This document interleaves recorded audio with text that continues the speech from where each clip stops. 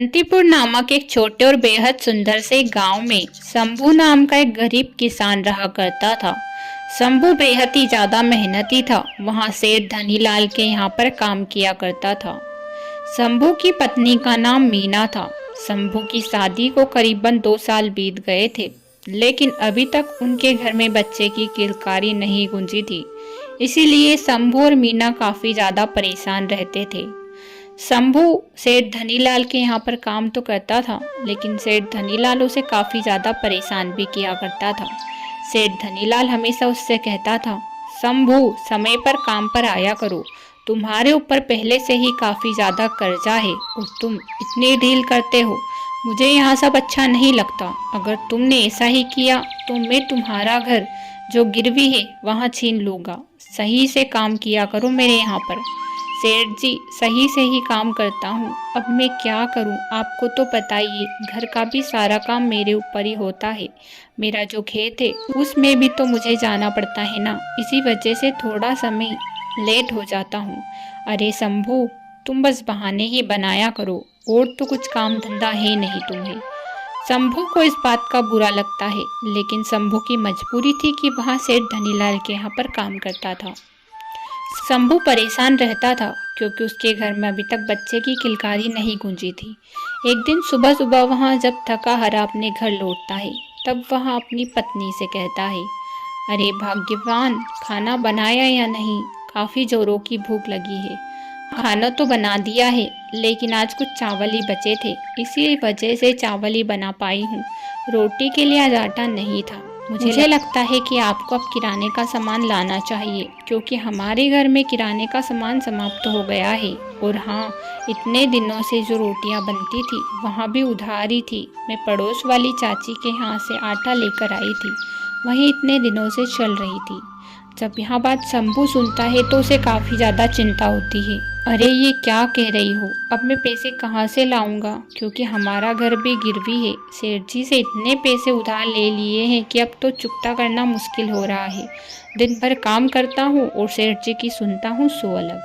शंभू बहुत ही ज़्यादा परेशान था, क्योंकि उसे कुछ समझ ही नहीं आ रहा था कि वहाँ क्या करे। अरे पहले से ही घर की इतनी चिंता होती है और ऊपर से अब ये भार, अब मैं पैसे कहाँ से लाऊंगा? शंभू इधर उधर पैसे मांगने के लिए जाता है। वहीं पर उसका एक दोस्त था जिसका नाम श्याम था, वह उसके पास जाता है। अरे श्याम, मुझे कुछ पैसों की आवश्यकता है, क्या तुम मुझे कुछ पैसे दे दोगे? मुझे पैसे चाहिए। यह बात सुनकर श्याम उससे कहता है, अरे शंभू, तुम्हारे ऊपर तो पहले से ही इतना कर्ज है सेठ जी का, और मैं तुम्हें पैसे कहाँ से ला कर दूँ? तुम्हें तो पता ही है कि मैं खुद का गुजारा बसारा ही बड़ी मुश्किल से कर रहा हूँ, और तुम्हें पैसे लाकर कैसे दे दूँ शंभू? अरे अगर तुम दे दोगे तो तुम्हारा बड़ा ही एहसान रहेगा। नहीं शंभू, मैं तुम्हें पैसे नहीं दे सकता, क्योंकि मेरे पास इतने पैसे ही नहीं थे। शंभू अपने दोस्त के यहाँ से भी उदास मुंह लटकाए ही घर आता है। उसे पैसे नहीं मिलते। तभी उसकी पत्नी कहती है, आप चिंता मत करो जी, एक काम करते हैं, मैं भी कल से दूसरों के यहाँ पर काम पर चली जाती हूँ, जिससे हमारे घर का गुजारा तो चल ही जाएगा। यह बात सुनकर शंभू अपनी पत्नी से कुछ नहीं कहता और वहाँ अपने कमरे में चला जाता है। दूसरे दिन से उसकी पत्नी भी काम पर चली जाती है और शंभू भी। जैसे तैसे करके उसकी पत्नी उस दिन घर का गुजारा करने के लिए कुछ पैसे कमा लेती है, जिससे वह राशन का सामान भी ले आती है। शंभू यहाँ देखकर खुश हो जाता है, लेकिन फिर उसे एक बात याद आती है, भाग्यवान, हमारी शादी को इतना वक्त बीत गया है, लेकिन अभी तक हमारे घर में बच्चे की किलकारी नहीं गूंजी। सबके घरों में बच्चे हैं, लेकिन सिर्फ हमारे घर में ही नहीं। हाँ, ये तो आप बिल्कुल सही कह रहे हो। हमारी शादी को इतने साल हो गए हैं, लेकिन अभी तक कोई बच्चा नहीं हुआ है। सबके घरों में बच्चों की किलकारियाँ गूंजती है, लेकिन शायद भगवान को भी मंजूर नहीं है, इसीलिए। ऐसा कुछ नहीं है भाग्यवान, भगवान को क्यों मंजूर नहीं है? चाहे कुछ भी हो जाए, हम डॉक्टर को दिखाएंगे और हमारे घर में भी बच्चे की किलकारी जरूर गूंजेगी। यहाँ बात सुनकर मीना खुश हो जाती है। ऐसे ही कुछ समय व्यतीत होता है कि मीना की पड़ोसन उसके पास आती है। अरे मीना, क्या हो गया है तुम्हें? इतने दिनों से तुम्हें चिंता भी नहीं हो रही? तुम्हारे घर में बच्चा नहीं है और तुम ऐसे ही बेफिक्र घूम रही हो, काम कर रही हो। तुम्हें चिंता नहीं होती अपने घर की? क्या करूँ? अब कुछ कर भी तो नहीं सकती ना। क्या कर सकते हैं, किस्मत को जो मंजूर है वही सही। अरे मीना, मैंने सुना है कि पास के ही गांव में एक डॉक्टर आया है। वहाँ डॉक्टर ना, सुनने में आया है कि उस डॉक्टर को जो भी दिखाते हैं उनके घर में बच्चा ज़रूर होता है। मुझे लगता है कि तुम्हें भी उस डॉक्टर को दिखा देना चाहिए। अरे क्या कह रही हो? सच में ऐसा कोई डॉक्टर है क्या? अगर ऐसा है तो मैं उसे ज़रूर दिखाऊंगी। अरे हाँ, मैं झूठ थोड़ी ही बोल रही हूँ, मैंने भी सुना है, इसीलिए तुमसे कह रही हूँ। तुम भी उस डॉक्टर को दिखा दो तो तुम्हारे घर में भी बच्चे की किलकारी ज़रूर गूंजेगी। अगर ऐसा है तो मैं भी उस डॉक्टर को ज़रूर दिखाऊंगी, लेकिन उसमें तो काफ़ी ज़्यादा खर्चा आएगा, है ना? हाँ, ये बात तो है, खर्चा तो आएगा, करीबन 50-60 हज़ार का खर्चा आएगा, लेकिन तुम्हारा भाग्य तो बदल जाएगा उससे। मुझे लगता है कि तुम्हें डॉक्टर को दिखा देना चाहिए। अगर ऐसी बात है तो मैं डॉक्टर को ज़रूर दिखाऊंगी। इधर शंभू काफ़ी ज़्यादा परेशान था। वह दिन रात खेतों पर काम करता था, लेकिन फिर भी उसका कर्ज चुकता नहीं हो रहा था। थका हारा जैसे ही शंभू रात को घर लौटता है तो उसकी पत्नी कहती है, ए जी, आपने सुना है? पास की ही पड़ोसन मुझसे कह रही थी कि पास के ही गांव में कोई डॉक्टर आया है, जिसको दिखाने से ना हमारी सारी समस्या हल हो जाएगी। अरे कौन सी समस्या हल हो जाएगी और कौन सा डॉक्टर आया है? अरे उसको दिखाने से ना हमारे घर में बच्चे की किलकारी गूंज उठेगी, शायद भगवान को यह मंजूर होगा। अरे हाँ, ये बात तो तुमने सही कही, लेकिन मुझे लगता है कि उस डॉक्टर की फीस कुछ ज़्यादा ही है और इतने पैसे तो हमारे पास है नहीं, फिर हम क्या करेंगे? अरे उसकी चिंता मत करो, हम जैसे तैसे पैसे इकट्ठे कर लेंगे। और वैसे भी आप सेठ जी से बात करके तो देखो, वहाँ कुछ न कुछ पैसे उधार तो ज़रूर दे ही देंगे। नहीं भाग्यवान, वो मुझे अब पैसे उधार नहीं देने वाले। उन्होंने तो साफ इनकार कर दिया है कि अब मैं तुम्हें पैसे नहीं दूंगा। अरे आप मेरे लिए एक बार बात तो करके देख। शंभू अपनी पत्नी से कुछ नहीं कह पाता और वहाँ सेठ जी के पास जाता है। सेठ जी, मुझे अपनी पत्नी को डॉक्टर को दिखाना है, इसीलिए कुछ पैसों की आवश्यकता है। अगर आपकी मेहरबानी हो तो आप मुझे कुछ पैसे उधार दे दो, ताकि मैं अपनी पत्नी को अच्छे डॉक्टर को दिखा सकूं। अरे शंभू, तुम्हें और कुछ काम है या नहीं? दिन भर बस पैसे ही मांगने का काम करते हो। पैसों के अलावा तुम्हें और कुछ दिखता नहीं है क्या? तुम्हें पता है ना कि मैं तुम्हें अब पैसे नहीं देने वाला, क्योंकि इतने दिनों से जो उधार है वही तुमने चुकता नहीं किया है। फिर मैं तुम्हें पैसे कैसे दे दूँ? सेठ जी, आप एक बार मुझे पैसे देकर तो देखिए। अगर आप मुझे पैसे दे दोगे तो मैं सच में आपका कर्जा जल्द ही चुकता कर दूंगा। आप मुझे सिर्फ एक बार पैसे देकर देखिए सेठ जी। और हाँ, अगर हो सकेगा तो मैं अपनी ज़मीन बेच दूंगा, लेकिन आपके पैसे ज़रूर दे दूंगा। सेठ को लालच आ जाता है और वहाँ उससे कहता है, अगर ऐसी बात है तो तुम्हारा कर्ज पहले चुकता करो, उसके बाद ही मैं तुम्हें पैसे दे दूंगा। जब यह बात शंभू सुनता है तो उसे मन ही मन बुरा तो लगता है।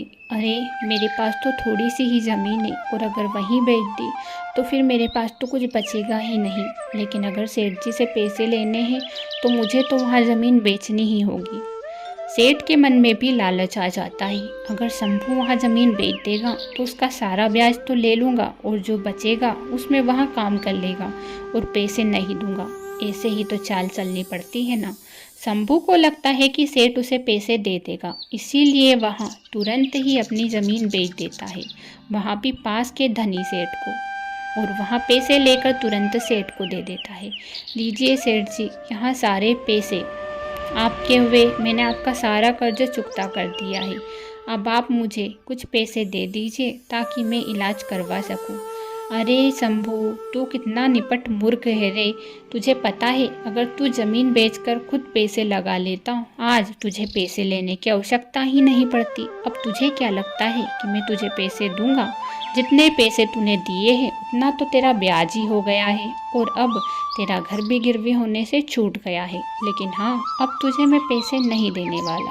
जब यह बात शंभू सुनता है तो उसके तो पैरों तले जमीन खिसक जाती है।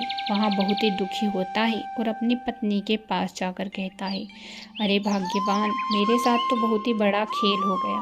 तुम्हें पता है, सेठ जी ने मुझसे कहा था कि मैं तुम्हें पैसे तभी दूंगा जब तुम अपनी ज़मीन बेच दोगे, और सेठ जी को मैंने ज़मीन बेचकर पैसे दे दिए और तुमसे कहा भी नहीं। सेठ जी को पैसे तो दे दिए, लेकिन सेठ जी ने फिर मुझे वापस पैसे नहीं दिए और कहा कि तुम निपट मूर्ख हो, तुम चाहते तो उसी से अपनी बीवी का इलाज करा सकते थे।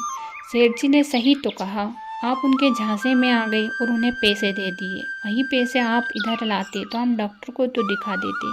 अब तो हमारे पास कोई रास्ता भी नहीं बचा है।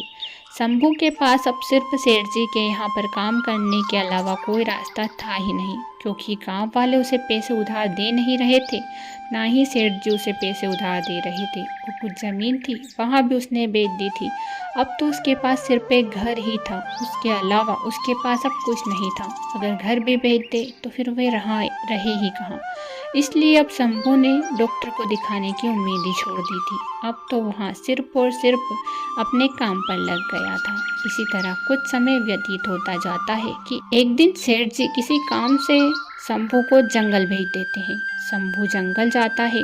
जंगल काफ़ी ज़्यादा भयानक था, जिसे देखकर शंभू को काफ़ी ज़्यादा डर लगता है। शंभू जंगल जा रहा था कि उसे एक बच्चे के रोने की आवाज़ सुनाई देती है। शंभू, अरे ये कौन रो रहा है? मुझे तो किसी बच्चे के रोने की आवाज़ सुनाई दे रही है, लेकिन इस भयानक जंगल में बच्चे को कौन ला सकता है? मुझे जाकर देखना ही होगा कि आखिर इस जंगल में रो कौन रहा है। शंभू तुरंत ही वहां जाकर देखता है तो उसे एक बच्ची दिखाई देती है, जो करीबन 3 या 4 वर्ष की थी। वहाँ एक पेड़ के पीछे जोर जोर से रो रही थी। शंभू जब वहाँ उस बच्ची को देखता है तो उसके पास जाता है। अरे कौन हो तुम? यहाँ क्यों रो रही हो? क्या हो गया है? बच्ची नन्ही सी थी, बोल नहीं पा रही थी, इसलिए शंभू कुछ समझ नहीं पाता। वहाँ आसपास ढूंढता है कि कहीं उसके माता पिता तो नहीं है, लेकिन कोई नज़र नहीं आता। तब भी शंभू मन ही मन सोचता है, अरे इसके तो माता पिता भी नहीं है। आखिर इस बच्ची को कौन इस जंगल में छोड़कर गया होगा? मुझे लगता है कि इसे मुझे अपने घर ही ले जाना चाहिए। वैसे भी मेरे घर पर कोई बच्चा बच्ची नहीं, शायद भगवान ने ही इसे मेरे लिए भेजा हो। यह कहकर शंभू उस बच्ची को अपने साथ ले जाता है। बच्ची भी उसके साथ चली जाती है। बच्ची बिल्कुल भी नहीं रो रही थी। अरे सच में भगवान ने इसे मेरे लिए ही भेजा है। शंभू चलता जाता है और सोचता जाता है। वहाँ बहुत ही ज़्यादा खुश था। वहाँ अपनी पत्नी से कहता है, भाग्यवान, देखो हमारे किस्मत में भगवान ने एक बच्चा लिखा था तो उन्होंने दे भी दिया। देखो ये मुझे जंगल में मिली है। तुम्हें पता है मैं जंगल के रास्ते से जा रहा था, तभी मुझे यहाँ बच्ची दिखाई दी। मैंने सोचा कि इसे हम ही रख लेते हैं, क्योंकि आसपास कोई नज़र नहीं आ रहा था। अरे आपका दिमाग तो ख़राब नहीं हो रहा?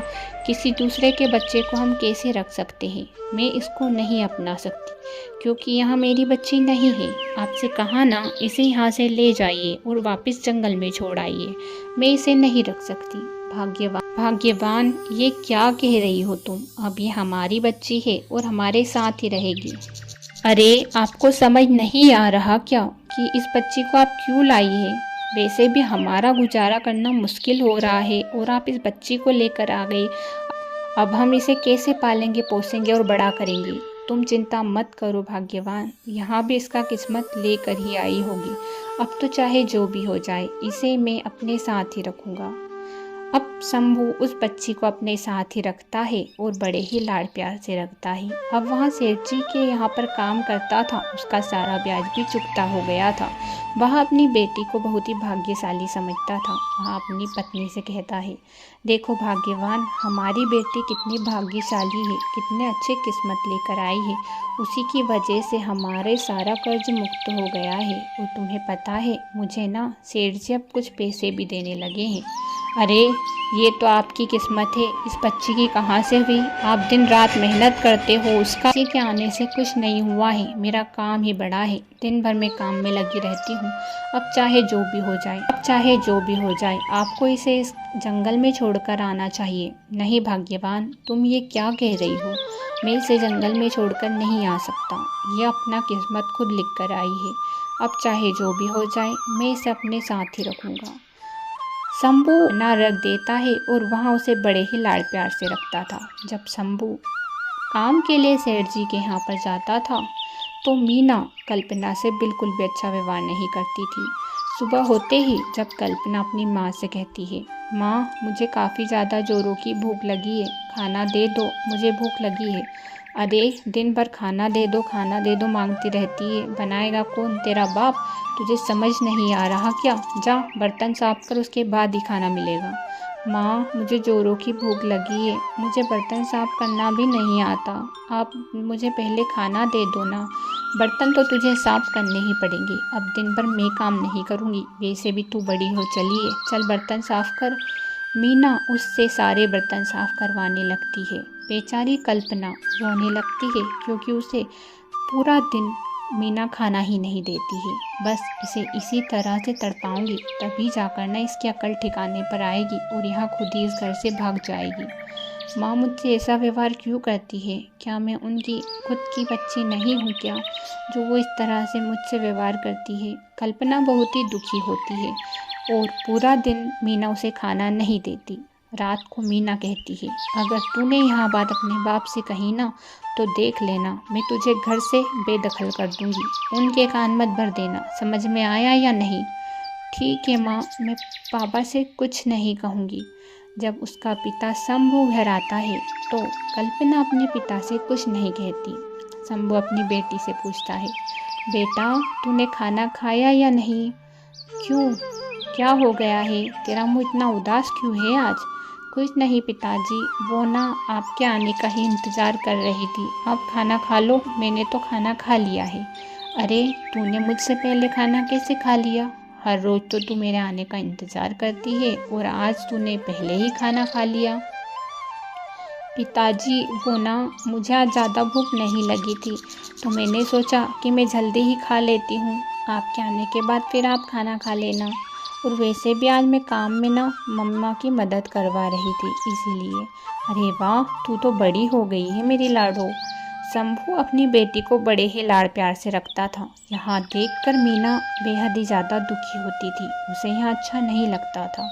दिन रात बस कल्पना कल्पना ही करते रहते हैं। पता नहीं इस कल्पना में ऐसा क्या है, मुझे तो यहाँ फूटी आँख नहीं भाती। यहाँ पता नहीं इसे कैसे अपना लेते हैं। शंभू अपनी बेटी को जंगल में घुमाने के लिए ले जाता था।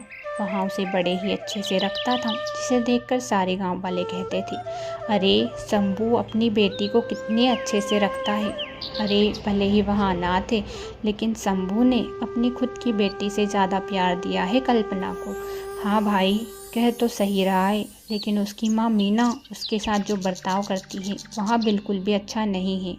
मीना तो हमेशा उस पर चिल्लाती ही रहती है और अब तो वह काम भी करवाने लग गई है उससे। हाँ भाई, लेकिन शंभू को यह बात थोड़ी ही पता है कि मीना के साथ वह ऐसा व्यवहार करती है। भले ही उसे पता होगा कि वह उसे फूटी आँख नहीं भाती, लेकिन यह बात नहीं पता है कि घर का सारा काम भी कल्पना ही करती है और मीना कुछ नहीं करती, सिर्फ आराम ही करती है। अब तो मीना की आदत इतनी बिगड़ चुकी थी कि दिन भर वहाँ तो सोती थी और घर का सारा काम सिर्फ कल्पना ही करती थी। अब एक दिन सुबह सुबह शंभू काम के लिए चला जाता है और मीना उठकर आती है। अरे अभी तक सोई है महारानी, जल्दी उठ, पानी कौन भरेगा, जल्दी जाकर पानी भर कर ला। माँ मुझसे इतना बड़ा घड़ा नहीं चलता, मैं पानी कैसे लाऊंगी? मुझसे इतना बड़ा घड़ा थोड़ी ही चलेगा। अरे तुझसे नहीं चलेगा तो क्या मुझसे चलेगा? चल जल्दी जा और घड़ा भर कर ला। अगर तू घड़ा भर कर नहीं लाई ना तो फिर देख लेना मैं तेरा क्या हाल करूँगी। माँ सच में मुझसे घड़ा नहीं चला जाएगा, घड़ा तो बहुत ही बड़ा है ना, वहाँ घड़ा मैं कैसे लाऊंगी? चाहे तू पैर से ला, चाहे तू हाथ से ला, चाहे कैसे भी ला, लेकिन घड़ा आज तू ही भर कर लाएगी। दिन भर पानी पीती है तो क्या मैं तेरे पेट का पानी भी मैं ही भरूं? मुझसे तो नहीं भरा जाता। नहाने का पानी भी आज तू ही भरेगी, सारे घर का पानी आज तू ही भरेगी। कल्पना अपनी बेटी को घर का सारा पानी भरने के लिए भेज देती है। यहाँ देखकर गांव की सारी औरतें मीना पर छीछी करती है। अरे मीना को जरा सी भी शर्म नहीं आती, उसके इसी भगवान ने उसे बच्चा नहीं दिया है। जिस तरह के उसने कर्म किए हैं ना, उसी से लगता है सबके घर में बच्चों की किलकारियाँ गूंज रही है, सिर्फ मीना के घर में ही नहीं है, क्योंकि मीना कर्म ही ऐसा कर रही है। उसके घर में एक अनाथ बच्ची आई है, उसी के साथ वहाँ ऐसा व्यवहार कर रही है, तो अपने बच्चे बच्ची को भी वहाँ क्या संभालती। हाँ बहन सही कह रही है, यहाँ तो अनाथ बच्ची है, इसके साथ तो कम से कम अच्छे से रह ले, लेकिन नहीं, उसे तो बस खुद की ही सोचना है और खुद के बारे में ही सोचना है। दिन भर पड़ी रहती है, सारा काम तो बेचारी अकेली कल्पना ही करती है, वहाँ तो कुछ काम धंधा भी नहीं करती। हाँ मैंने भी देखा है दिन भर कल्पना को काम करते हुए, लेकिन कभी भी मीना काम नहीं करती। अरे शंभू को तो यह बात पता ही नहीं है, अगर शंभू को यह बात पता लग गई तो पता नहीं वहाँ इसका क्या हाल करेगा। अरे हमें क्या मतलब, जो हाल करे वो करे, लेकिन इसे सोचना तो चाहिए ना। भगवान ने इसकी गोद नहीं भरी तो कम से कम इसे ही अच्छे से रख ले। नहीं, यहाँ कहाँ सोचती है वहाँ, अगर यहाँ सोचती तो बात ही क्या होती। इसी तरह कुछ समय बीतता चला जाता है। अब कल्पना बड़ी होती जा रही थी, लेकिन उसकी माँ मीना का व्यवहार कल्पना के प्रति अब भी बिल्कुल अच्छा नहीं था। दिन भर वहाँ बस चिल्लाती रहती थी और दिन भर अपनी बेटी को डांटती रहती थी, जिस वजह से कल्पना हमेशा सोचती थी, माँ मेरे साथ हमेशा ऐसा व्यवहार क्यों करती है। मुझे आज पिताजी से पूछना ही होगा, क्या सच में माँ की बेटी नहीं हो क्या, जो वहाँ मुझसे इस तरह से व्यवहार करती है। एक दिन की बात है, जब शंभू काम से लौटकर घर आता है तो कल्पना पूछती है, पिताजी मेरा जन्म कहाँ हुआ था, और हाँ मैं कभी नानी के घर क्यों नहीं जाती। माँ हमेशा नानी के घर जाती है, लेकिन मुझे लेकर नहीं जाती। पिताजी आप मुझे बताइए ना, मैं माँ की बच्ची नहीं हूँ क्या, जो वो मुझसे इस तरह से व्यवहार करती है, कभी भी प्यार से नहीं रखती। क्या हो गया था पिताजी, जो माँ मुझसे इस तरह से बर्ताव करती है। बेटा ऐसा कुछ भी नहीं है, तो हमारी ही बेटी है, और पता है तुझे मेरी लाडो है।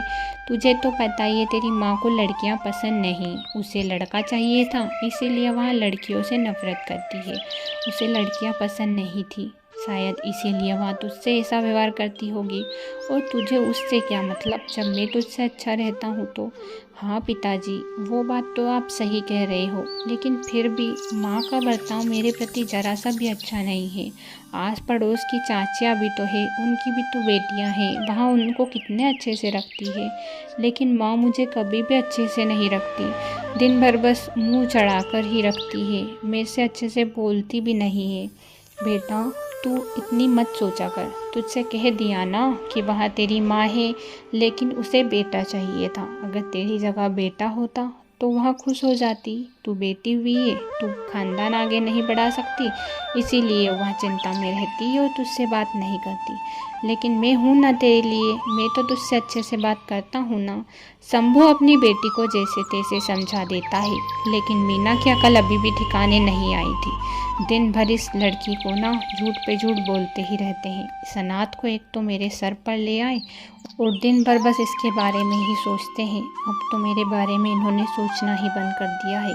अब चाहे जो भी हो जाए, इस लड़की को ना इस घर से निकाल कर ही रहूँगी। मीना मन ही मन सोचती है कि कैसे इस कल्पना को घर से बाहर निकालूं। एक दिन की बात है, जब के ही अमीर सेठ की नज़र कल्पना पर पड़ती है। अरे ये तो शंभू की बेटी है, अगर यहाँ बाजार में बिक जाती है तो इसकी कीमत तो काफ़ी ज़्यादा होगी, लेकिन शंभू से अगर मैंने यहाँ बात की तो वहाँ तो मुझे मार ही डालेगा, मैं उससे तो यहाँ बात नहीं कर सकता। सेठ धनीलाल मन ही मन यहाँ सब सोच रहा था कि मीना की नज़र उस पर पड़ती है। मीना सब समझ जाती है कि सेठ धनीलाल क्या चाहता है, वहाँ तुरंत ही सेठ धनीलाल के पास जाती है। अरे सेठ जी आप यहाँ पर आइए ना। हाँ मीना, मैं तुम्हारे घर की तरफ से जा रहा था कि मैंने देखा कि तुम्हारी बेटी भी काफ़ी बड़ी हो गई है, वैसे काफ़ी अच्छी लगती है दिखने में भी। हाँ सेठ धनीलाल वो तो है, लेकिन है तो अनाथ ना, मुझे तो फूटी आँख नहीं भाती, ये सिर्फ शंभू जी को ही अच्छी लगती है। पता नहीं जंगल से उठा लाए और अब ना हम कर्म भुगत रहे हैं। इसका खर्चा देख लो, अब आपका कर्ज ही चुकता नहीं हो पा रहा है। जी दिन रात लगे रहते हैं, लेकिन फिर भी अब इसकी शादी की चिंता सता रही है कि इसकी शादी करनी है, क्योंकि उम्र हो गई है ना, इसीलिए। लेकिन हमारे ऊपर से तो अब कर्ज चुकता होने से रहा, क्योंकि अब इसकी शादी में जो कर्ज होगा वहाँ तो बाकी ही रहेगा। ज़िंदगी भर बस कर्ज ही चुकता करते रहेंगे। हाँ, वो बात तो तुम सही कह रही हो, लेकिन तुम चाहो तो एक काम कर सकती हो जिससे तुम्हारा कर्ज भी मुक्त हो जाएगा और तुम इतनी धनवान हो जाओगी कि तुम ना ज़िंदगी भर ऐशो आराम की ज़िंदगी जियोगी। अरे आखिर मुझे ऐसा क्या करना होगा कि मैं इतनी अमीर बन जाऊंगी और कर्ज से मुक्त हो जाऊंगी? तुम्हें अपनी बेटी को बेचना होगा। अगर तुम इसे बेच देती हो तो जिसमें तुम्हारा काफ़ी ज़्यादा फ़ायदा होगा। वैसे भी यहाँ तो तुम्हारी अनाथ बेटी है, अगर इसे तुम बेच देती हो तो इससे मैं तुम्हारा कर्ज भी चुकता कर दूंगा और इसमें बाज़ार में भी इसकी ज़्यादा कीमत लगेगी। और हाँ, शंभू को यह बात मत बताना। अगर शंभू को यह बात बता दी तो वहाँ तो मुझे जान से ही मार देगा। हाँ सेठ जी, ऐसा नहीं होगा। मैं शंभू जी को कुछ नहीं बताऊंगी, लेकिन यहाँ मीना सब कुछ बता देगी, इसलिए आप इससे कुछ मत कहना। किसी बहाने से मैं इसे भेज दूंगी, वहाँ आपके साथ चली जाएगी और इसे भी पता नहीं लगेगा और आपको भी पता नहीं लगेगा। हाँ, ये तुम सही कह रही हो। कल सुबह होते ही मैं आऊँगा और इसके तुम्हें पैसे देकर जाऊँगा। इसे तुम मेरे साथ भेज देना और मैं इसे बाज़ार में बेचकर आ जाऊँगा। ठीक है, यह कहकर मीना बहुत ही खुश होती है। अरे, इस घर से इस लड़की की बला टल जाएगी कल। मैं तो बहुत ही खुश हूँ। शंभू जी के ऊपर से भी सारा कर्ज चुकता हो जाएगा और अब हम ऐशो आराम की ज़िंदगी जिएंगे। अब तो हमें सेठ जी के यहाँ पर भी काम करने की कोई ज़रूरत नहीं पड़ेगी। मीना बहुत ही खुश हो रही थी। जैसे ही शाम को शंभू घर लौटता है तो कहता है, अरे मीना, आज तो तुम बड़ी ही खुश लग रही हो, क्या हो गया है? अरे कुछ नहीं जी, वो कल ना माँ का फ़ोन आया था। माँ ने यहाँ कहा है कि कल्पना को मेरे यहाँ पर भेज देना। मुझे कुछ काम की आवश्यकता है, इसीलिए मैं सोच रही हूँ कि कल्पना को मेरे पीहर भेज देती हूँ। वो बात तो है, लेकिन मीना, कल्पना बड़ी हो चुकी है तो वहाँ अकेली नहीं जा सकती। अगर जाएगी तो तुम साथ में चली जाना। अरे चिंता की तो कोई बात ही नहीं है, थोड़ी दूर तो मेरा मायका है, अकेली भी चली जाएगी तो क्या हो जाएगा। आप चिंता मत करो, वहाँ तो वैसे भी मेरी माँ है ही संभालने के लिए। आपको इतनी चिंता करने की कोई आवश्यकता है नहीं। और अगर मैं भी चली जाऊँगी तो फिर आपका खाना कौन बनाएगा? माँ ने तो मेरी कहा था, लेकिन मैं नहीं जा सकती क्योंकि घर में इतना काम होता है, उससे अकेली से थोड़ी ही होता है। इसीलिए मैं सोच रही हूँ कि उसे मायके भेज देती हूँ और माँ का काम में हाथ बटा देगी और मैं यहाँ का काम कर लूँगी। हाँ, कह तो तुम सही रही हो, लेकिन फिर भी मेरे मन के अंदर एक वहम है कि तुम उसे अकेले मत भेजना।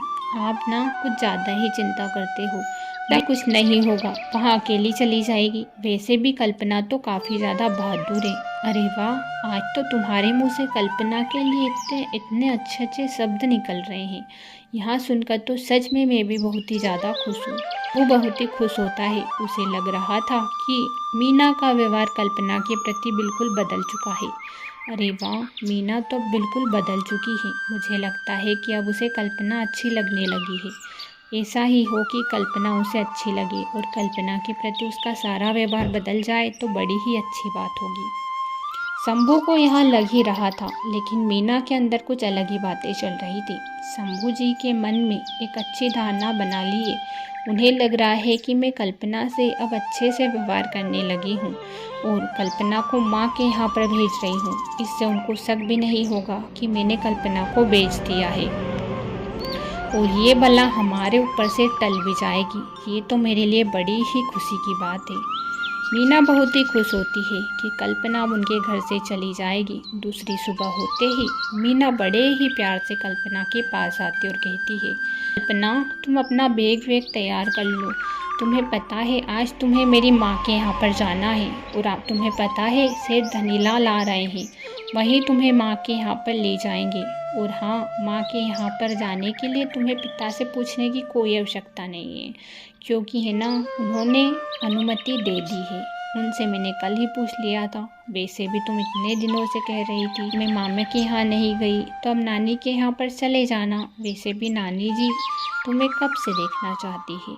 यहाँ बात सुनकर कल्पना हैरान थी। वहाँ कहती है, अरे वाह माँ, ये तो बड़ी ही अच्छी बात है। सच में मैं कब से कह रही थी कि मुझे नानी के यहाँ पर जाना है, नानी के यहाँ पर जाना है, लेकिन मैं नानी के यहाँ पर जा ही नहीं पाई। लेकिन अब जो भी हो जाए, मैं नानी के यहाँ पर जाऊँगी, नानी से मिलूँगी, मुझे बड़ी ही खुशी होगी। वैसे भी मुझे नानी को देखे काफ़ी दिन हो गए हैं। मैं छोटी थी तब वो यहाँ आई थी, तभी मैंने उनको देखा था। अब मैं नानी को देखूँगी तो मुझे बड़ा ही अच्छा लगेगा। लेकिन सेठ धनीलाल मेरे साथ क्यों जा रहा है माँ? अरे बेटा, वो क्या है ना, नानी को कुछ पैसों की आवश्यकता है, इसीलिए लेन देन का हिसाब किताब सेठ धनीलाल ही करेंगे। तो इसीलिए मैंने सोचा कि सेठ धनीलाल के साथ ही तू चली जा, वैसे भी तू सुरक्षित रहेगी। तेरे पापा वैसे भी डर रहे थे, इसीलिए मैं तुम्हें उनके साथ ही भेज रही हूँ। थोड़ी ही देर बाद सेठ धनीलाल आता है और मीना से आकर कहता है, लो मीना, ये तुम्हारे काम का सामान। चूँकि वहीं पर कल्पना थी, इसीलिए सेठ धनीलाल उससे कुछ ज़्यादा नहीं कहता और उसे एक बैग दे देता है जिसमें काफ़ी ज़्यादा पैसे थे। मीना तुरंत ही सेठ धनीलाल से कहती है, इसका ख्याल रखना और हाँ, याद रखना, काम हो जाना चाहिए मेरी माँ का, वो तो तुम समझ ही गए होगी। कल्पना कुछ समझ नहीं पाती कि मीना और सेठ जी के बीच में क्या बातें चल रही थी। सेठ और कल्पना दोनों ही जंगल की तरफ रवाना हो जाते हैं और इधर मीना काफ़ी ज़्यादा खुश थी क्योंकि उसके पास काफ़ी ज़्यादा पैसे आ गए थे। अरे वाह, इतने सारे पैसों से तो मैं माला माल हो जाऊंगी, मेरा अच्छा घर होगा, इतना बड़ा कारोबार होगा, कितनी बड़ी खुशी की बात होगी, मेरे लिए तो बहुत ही खुशी की बात होगी। मीना बहुत ही ज़्यादा खुश थी क्योंकि उसके पास काफ़ी ज़्यादा पैसे आ गए थे। इधर कल्पना धनीलाल के साथ कल्पना सुरक्षित नहीं थी, वहाँ सेठ धनीलाल के साथ जा ही रही थी कि रास्ते में वहाँ कहती है, सेठ धनीलाल, हम नानी के यहाँ पर तो जा रहे हैं, लेकिन काफ़ी ज़्यादा वक्त तो हो गया है, रास्ता काफ़ी लंबा है, जबकि माँ के पीहर का रास्ता तो इतना लंबा नहीं है, फिर हम इतने लंबे रास्ते पर कहाँ जा रहे हैं? अरे तुम्हें पता नहीं है, तुम कब आई थी यहाँ? वो रास्ता ना लंबा ही है, तुम अगर थक गई हो तो थोड़ी देर आराम कर लो। कल्पना थोड़ी देर वहीं पर आराम करने लगती है, ऐसे ही वहाँ आगे जाती है, लेकिन अब उसे सेठ धनीलाल पर शक होता है। अरे सेठ जी, हम तो काफ़ी ज़्यादा चल लिए, लेकिन अभी तक भी नानी का घर नहीं आया। पापा तो कहते हैं कि नानी का घर थोड़ी ही दूर है और हम तो करीबन कितनी देर से चल रहे हैं, फिर भी नानी के घर नहीं पहुँचे। आप मुझे कहाँ ले जा रहे हो? अरे बेटा, तुम चलो तो सही, मैं तुम्हें नानी के यहाँ पर ही ले जा रहा हूँ। तेरे पिता मेरे यहाँ पर इतने दिनों से काम करते हैं, तो तुझे मैं गलत लग रहा हूँ क्या? मैं सेठ धनीलाल हूँ, मैं कभी झूठ नहीं बोलता। कल्पना को शक तो होता है, लेकिन फिर भी उसे लगता है कि उसे रास्ता तय करना चाहिए। वहाँ फिर सेठ धनीलाल के साथ चल देती है। आगे जाकर उसे उसका शक विश्वास में बदल जाता है। मुझे लगता है सेठ धनीलाल मुझसे झूठ बोल रहा है, मुझे और कहीं ले जा रहा है। चाहे कुछ भी हो जाए, मैं सेठ धनीलाल के साथ और आगे नहीं जा सकती, मुझे कैसे भी करके भागना ही होगा, वरना पता नहीं यहाँ सेठ मुझे कहाँ पर ले जाएगा। कल्पना को अब सेठ धनीलाल पर इतना शक हो जाता है। थोड़ी देर आगे चलने पर जब एक आदमी उसके पास आता है तो सेठ धनीलाल कहता है, कल्पना बेटा, तुम इस इंसान के साथ चली जाओ, यहाँ इंसान ही तुम्हें नानी के घर पर छोड़ देगा। अरे ऐसे कैसे सेठ जी, आपको तो नानी के घर जाना था, वहीं पर लेन देन का हिसाब किताब करना था, फिर आप मेरे साथ क्यों नहीं चल रहे? और मैं किसी अजनबी इंसान के साथ नहीं जा सकती, पिताजी ने मुझसे साफ इनकार किया था ना, इसीलिए। बेटा, यहाँ और कोई नहीं है, बल्कि मेरा खुद का बेटा है, तुम इसके साथ जा सकती हो बिना किसी संकोच के। यहाँ शहर में पढ़ा लिखा है, इसीलिए वहाँ तुम्हें नानी के घर ले जाएगा।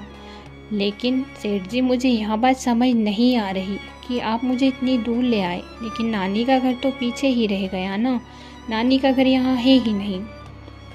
आप मुझसे झूठ बोल रहे हो। हाँ, मैं तुझसे झूठ ही बोल रहा हूँ, सच में तेरी माँ ने तुझे बेच दिया है, और हाँ, उसकी मैंने कीमत भी दी है। अब तू इसी इंसान के साथ जाएगी, क्योंकि मैंने तुझे इस इंसान को बेच दिया है। अब तुझे जाना ही होगा, क्योंकि तुझे बचाने वाला और कोई है ही नहीं। जब यह बात कल्पना सुनती है तो उसके पैरों तले ज़मीन खिसक जाती है। उसके पास और कोई रास्ता नज़र नहीं आ रहा था, सिर्फ भागने के सिवा। अब चाहे जो भी हो जाए मुझे भागना ही होगा। अगर मैं नहीं भागी तो यहाँ सेठ तो मुझे कैसे भी करके इस इंसान के हवाले कर देगा। मुझे कैसे भी करके भागना ही होगा। तुरंत ही कल्पना वहाँ से भागने लगती है। सेठ भी उसके पीछे पीछे भागता है, लेकिन कल्पना इतनी दूर भाग जाती है कि अब तो उसे कोई नज़र ही नहीं आ रहा था। सेठ थक जाता है। हे भगवान, इस लड़की ने तो मेरा काफ़ी ज़्यादा नुकसान करा दिया। अब चाहे को जो भी हो जाए, मीना से मैं सारे पैसे ले लूँगा, क्योंकि यहाँ तो भाग गई। और हाँ, इस इंसान ने भी मुझे पैसे नहीं दिए। सेठ धनीलाल उस व्यापारी के पास जाता और कहता है, वहाँ लड़की तो भाग गई, लेकिन आपको मेरे पैसे देने होंगे। ऐसे कैसे पैसे दे दें? हमें लड़की नहीं मिली तो हम पैसे नहीं दे सकते। यहाँ कहकर व्यापारी वहाँ से चला जाता है। सेठ धनीलाल को काफ़ी ज़्यादा नुकसान होता है। वहाँ तुरंत ही मीना के घर जाता है और इधर कल्पना थकी हारी आगे लौट चल रही थी। हे भगवान, मैं कहाँ पर पहुँच गई हूँ? मुझे तो अब कोई रास्ता भी नज़र नहीं आ रहा। गांव जाने का रास्ता कौन सा है? कहीं पर भी नज़र नहीं आ रहा। मैं कहाँ जाऊँगी? कहीं पर भी मुझे कोई रास्ता नज़र नहीं आ रहा। भगवान। उसे धेनु नाम की एक गाय मिलती है। धेनु गाय उधर से आ रही थी। धेनु गाय कल्पना से कहती है, अरे तुम कौन हो और इस खतरनाक जंगल में क्या कर रही हो? इस जंगल में तुम्हारा कोई नहीं है। यह जंगल बेहद खतरनाक है। अभी यहाँ से चली जाओ। अरे गौ माता, आपको पता है मेरे साथ बहुत ही बड़ी घटना हुई है। सारी बात कल्पना गौ माता को बता देती है। यह बात सुनकर गाय धेनु उससे कहती है, मेरा नाम धेनु है। मैं लोगों की काफ़ी ज़्यादा मदद करती हूँ, लेकिन मैंने तुम्हारी जैसी कहानी कहीं नहीं सुनी कि एक माँ किसी बेटी को भी बेच सकती है। ऐसा कभी हो सकता है क्या? लेकिन जो भी हो, मैं तुम्हारी मदद करूँगी। पास में ही मेरी गुफा है, तुम वहीं पर चलो और आराम कर लेना। धेनु कल्पना को अपने साथ ले जाती है।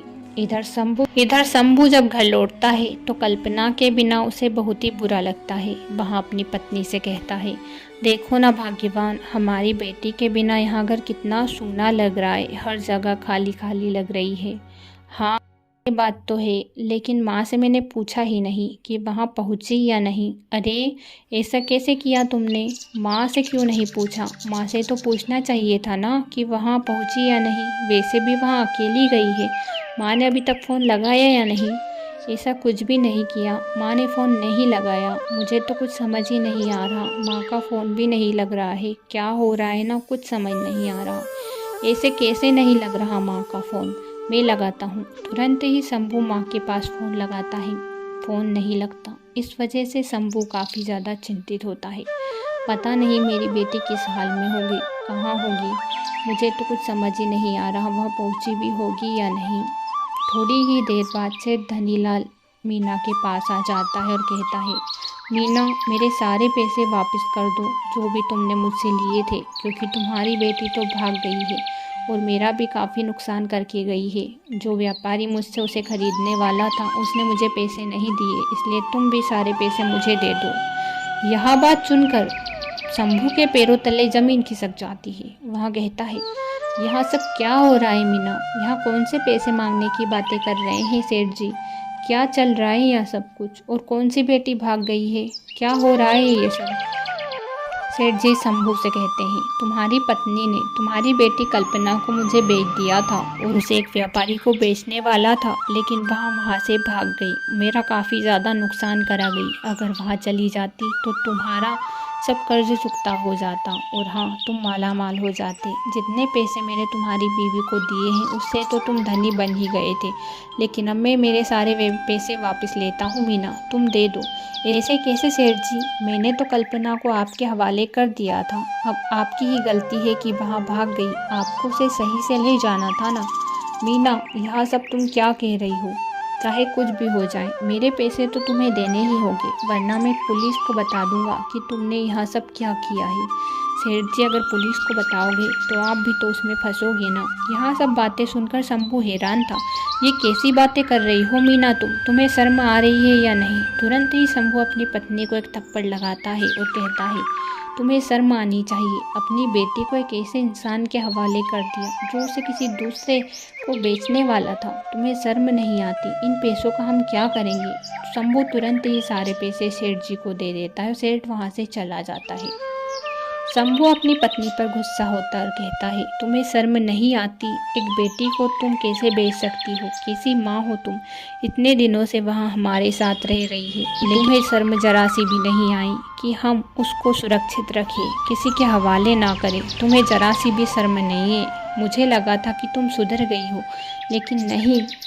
कुत्ते की पूंछ को कितने ही सालों तक हम सीधा करने की कोशिश करें, लेकिन वहाँ टेढ़ी ही रहती है। इसी तरह तुम हो, कभी सुधर नहीं सकती। शंभू अपनी पत्नी पर काफ़ी ज़्यादा गुस्सा करता है। उसके हाथ कुछ नहीं था, सिर्फ उसकी बेटी को ढूंढने के अलावा। शंभू तुरंत ही अपनी बेटी को ढूंढने के लिए जंगल के लिए रवाना हो जाता है, लेकिन उसे अपनी बेटी कहीं नहीं मिलती। वहाँ हर गांव में पूछता है, हर गली मोहल्ले में पूछता है, लेकिन उसकी बेटी उसे कहीं नहीं मिलती। वह थका हारा घर लौट आता है। तुम्हारी वजह से पता नहीं आज मेरी बेटी किस हालत में होगी मीना। आज वह होती तो मैं कितना खुश होता। मैंने उसे कितने नाजों से पाला था, लेकिन तुमने उसको इतनी जल्दी बेच दिया। मुझे शर्म आ रही है तुम्हें अपनी पत्नी कहते हुए। इतने सालों से तुम मेरे साथ रह रही हो, लेकिन तुमने मुझे समझा ही नहीं। मैं कितना प्यार करता था ना कल्पना से, तुम्हें पता है, लेकिन तुमने उसे कैसे बेच दिया। मीना को अब भी अपनी गलती का पछतावा नहीं था। वहाँ मन ही मन सोचती, भले ही मेरे पास पैसे नहीं आए हों, लेकिन उस लड़की को भगाकर बहुत ही अच्छा किया। अब तो हमारे ऊपर से वह कलंकनी का साया चला गया। मैं बहुत ही खुश हूँ। अभी भी मीना बहुत ही खुश थी, क्योंकि ना घर में नहीं थी इसीलिए। लेकिन शंभू बहुत ही ज़्यादा उदास हो जाता है, वह काफ़ी ज़्यादा रोता है, लेकिन फिर भी मीना को उसकी दया नहीं आती। इसी तरह कल्पना धेनु के साथ थी, लेकिन उसे भी अपने पिता की याद आ रही थी। तुम्हें पता है मेरे पिताजी मुझसे कितना प्यार करते हैं।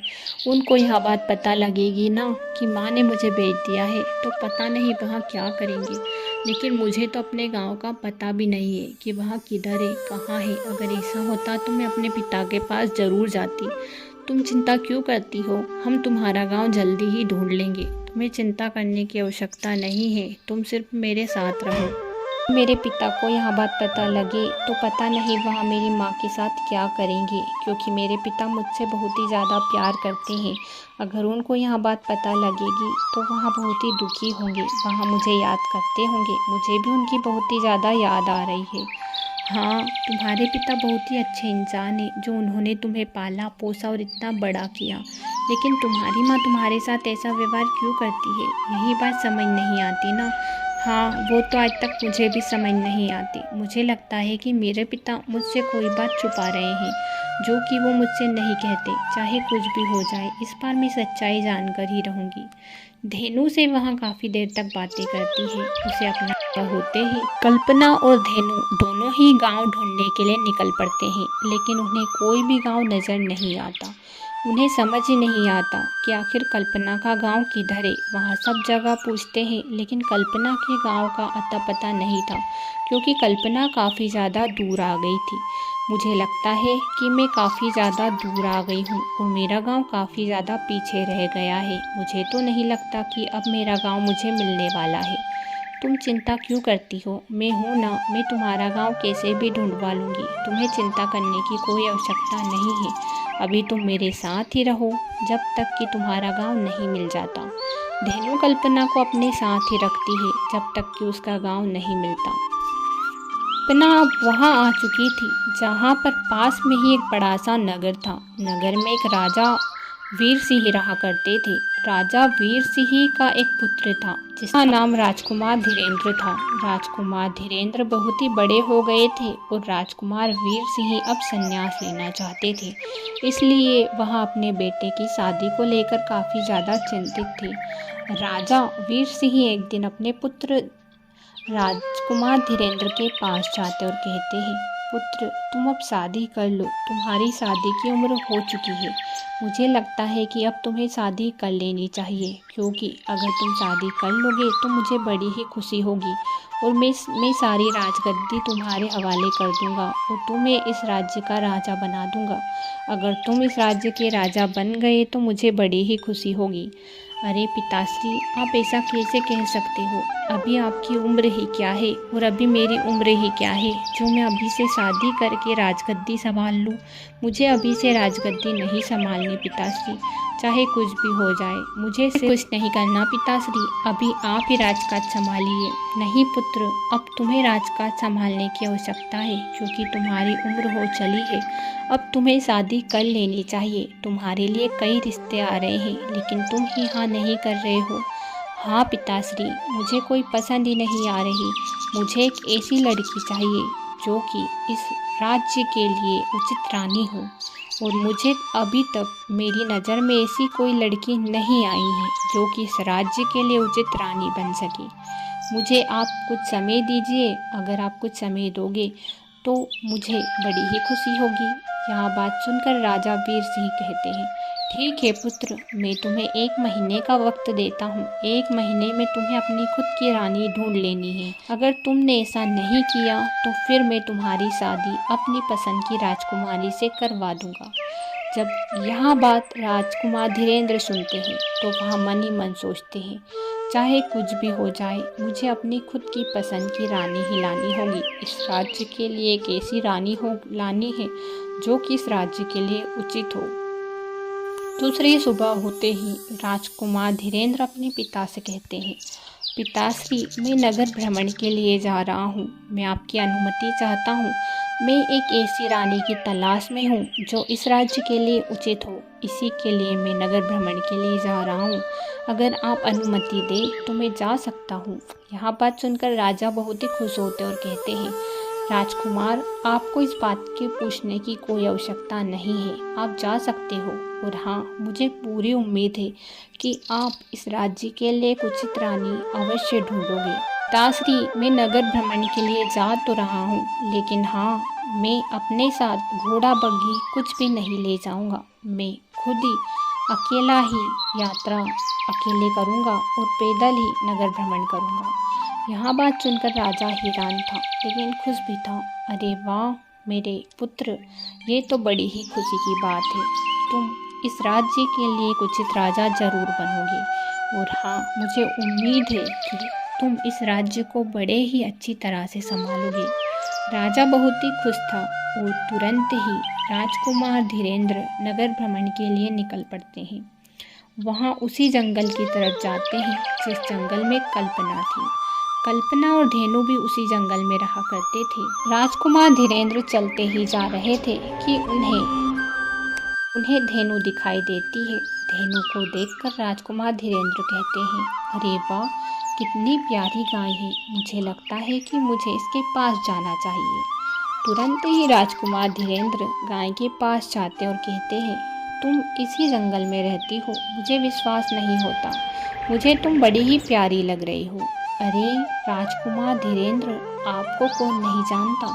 आपको तो इस राज्य का एक एक इंसान जानता है, और आप नगर भ्रमण के लिए आए हो। यहाँ तो हमारे लिए बड़ी ही गर्व की बात है। हाँ, ये बात तो तुम्हें पता है कि मैं इस नगर का राजकुमार हूँ, लेकिन तुम्हें यह बात किसी को नहीं बतानी है, चाहे तुम्हारा सगा ही क्यों न हो, क्योंकि मैं अपने लिए एक उचित रानी की तलाश में आया हूँ, और मैं चाहता हूँ कि इस नगर भ्रमण के दौरान मुझे एक उचित रानी अवश्य मिले। यह बात सुनकर धेनु बहुत ही खुश होती है। अवश्य राजकुमार, लेकिन उसके लिए आपको मेरे साथ मेरी गुफा में चलना होगा, कि आपका स्वागत करना ही तो मेरा कर्तव्य बनता है ना। यह बात सुनकर राजकुमार धीरेन्द्र बहुत ही खुश होते हैं और धेनु के साथ उसकी गुफा में चले जाते हैं। जब धेनु के साथ वहाँ गुफा में जाते हैं तो उन्हें तुरंत ही कल्पना दिखाई देती है। कल्पना को देखकर ही राजकुमार धीरेन्द्र उसे देखते ही रह जाते हैं और कहते हैं, अरे धेनु, तुमने मुझे इनका परिचय नहीं दिया। ये भी जंगल में ही रहती है क्या तुम्हारे साथ? हाँ राजकुमार धीरेन्द्र, यहाँ मेरे साथ ही रहती है। आपको इनकी कहानी क्या बताऊँ, इनकी तो बड़ी ही लंबी कहानी है। पहले आप बैठिए तो सही। धेनु राजकुमार धीरेन्द्र को अच्छे से बैठाती है और कल्पना धेनु से पूछती है, यहाँ कौन है धेनु, और तुम इन्हें इस गुफा में क्यों लेकर आई हो? कुछ नहीं, यहाँ जंगल से गुजर रहे थे तो मैंने सोचा कि इन्हें विश्राम करने के लिए हमारी गुफा में बुला लेती हूँ। तुम्हें तो पता ही है कि मैं सब लोगों की मदद करती हूँ, तो मैंने सोचा कि इनकी भी मदद कर देती हूँ, इसीलिए मैं इनको बुलाकर ले आई। कल्पना को राजकुमार धीरेन्द्र का पता नहीं देती। कल्पना राजकुमार धीरेन्द्र से बड़े ही अच्छे से बात करती है। अरे, आप तो कहीं के राजा महाराजा लगते हो, आप इस जंगल में क्या कर रहे हो? नहीं नहीं, मैं इस नगर का राजा नहीं हूँ, मैं तो एक साधारण इंसान हूँ, लेकिन हाँ, कपड़े पहनता हूँ क्योंकि मुझे ऐसे ही कपड़े पहनना पसंद है। ये अच्छा, ये सच बात है। ये तो बड़ी ही अच्छी बात है कि आपको इस तरह के कपड़े पहनना पसंद है। काफ़ी देर तक कल्पना राजकुमार धीरेन्द्र से बातें करती है और धेनु जंगल के लिए निकल पड़ती है। राजकुमार धीरेन्द्र के जाने का वक्त आ जाता है। वह कहते हैं, मुझे अब निकलना चाहिए, मुझे कुछ आवश्यक काम है, इसीलिए। यह कहकर राजकुमार धीरेन्द्र वहाँ से चले जाते हैं। लेकिन अब उन्हें कल्पना पसंद आ गई थी, इसलिए वहाँ धेनु के पास जाते और कहते हैं, धेनु, कल्पना की आखिर क्या कहानी है जो तुम मुझे नहीं बता पाई? मैं चाहती हूँ कि कल्पना की सारी कहानी तुम मुझे बताओ, क्योंकि मुझे वहाँ अच्छी लगी है। जिस रानी की तलाश में मैं आया था, मुझे वहाँ पहली नज़र में ही मिल गई है, और अब चाहे जो भी हो जाए, मैं कल्पना से ही शादी करूँगा और उसे ही नगर की रानी बनाऊँगा। यह बात सुनकर धेनु बहुत ही खुश होती और कहती है, अरे वाह, ये तो बड़ी ही अच्छी बात है। सही कहा है राजकुमार, आपने बिल्कुल सही रानी चुनी है। आपने इतनी अच्छी रानी चुनी है कि मैं आपको क्या बताऊं। कल्पना के साथ मैं भी रहती हूँ, वहाँ आपके लिए एक उचित रानी होगी। कल्पना की कहानी आपको रुला देगी। कल्पना एक ऐसे बाप की बेटी है जो उसे बहुत ही ज़्यादा प्यार करता है, लेकिन कल्पना को अपनी माँ का ज़रा सा भी प्यार नहीं मिला। जब वह छोटी थी तब से ही उसकी माँ उसे सताती रहती थी, सारा घर का काम करवाती थी, लेकिन कल्पना फिर भी अपनी माँ की सुनती थी। उसे उम्मीद थी कि उसे माँ की ममता कभी तो प्राप्त होगी, लेकिन ऐसा नहीं था। कल्पना की किस्मत में माँ का प्यार था ही नहीं। उसकी माँ हमेशा से उससे दुर्व्यवहार किया करती थी। कल्पना फिर भी सहन करती थी। ऐसे ही समय व्यतीत होता है कि कल्पना बड़ी हो जाती है, लेकिन उसकी माँ ने कल्पना को किसी ऐसे धनी सेठ को बेच दिया था जो बहुत ही लालची था। उसके लालच के कारण सेठ कल्पना को जंगल की तरफ ले आया। जब कल्पना को यह बात पता लगी तो उसी वक्त वहाँ भाग आई और कल्पना को मैं मिल गई। तब से ही कल्पना मेरे साथ ही रहती है। उसका पिता तो उसे हर जगह ढूंढता फिर रहा होगा, लेकिन उसे कल्पना नहीं मिल रही और ना ही कल्पना को उसका गांव मिल रहा है, क्योंकि कल्पना भागते भागते इतनी दूर आ गई है कि अब तो उसका गांव मिलना ही मुश्किल हो गया है। लेकिन वहाँ हर रोज़ अपने पिता को याद करती है और अपने गांव की तलाश में रहती है। वहाँ हर रोज़ मुझसे कहती है कि वहाँ उसके गांव जाएगी और एक दिन अपने पिता से मिलेगी। यह बात जब राजकुमार सुनता है तो उसे बहुत ही बुरा लगता है और वह तुरंत ही वहाँ से चला जाता है।